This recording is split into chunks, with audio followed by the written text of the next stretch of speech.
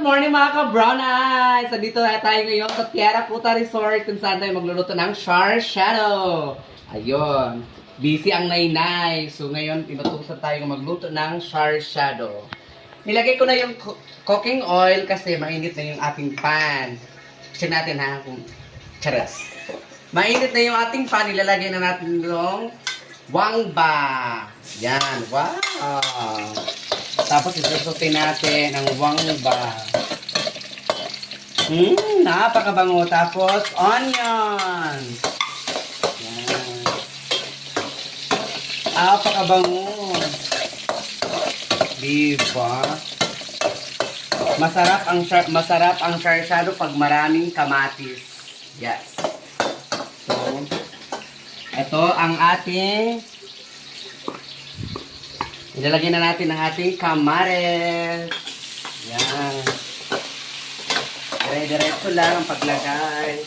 Pag may ang magtanong, ilagay mo ang kamatis. Yan. Isusutay natin to. Yan. Masarap daw kasi ang kombinasyon ng kamatis, sibuyas at bawang. Parang ako masarap din. Ganun. Okay na.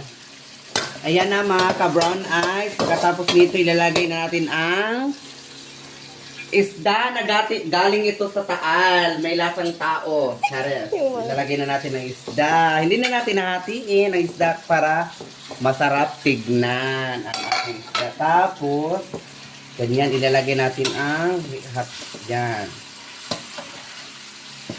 Ganyan. Ito natin ang ganyan, ang ating isda na galing sa Taal. Pagkatapos nito, lalagyan natin ng next, lagyan natin ng hot water. Inawasa, kanjin water. Yan, o, diba?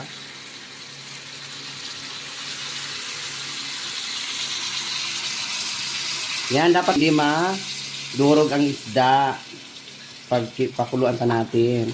Bago natin lagyan ng egg.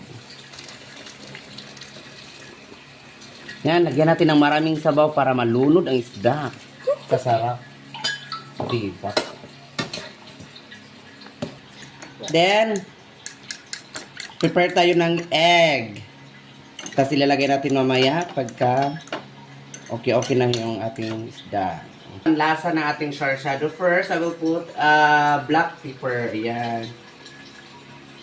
Lagyan natin ng paminta. Parang ikaw, yung mga nanonood dyan, mga paminta. Pamintang durog kayo dyan lahat. Tapos,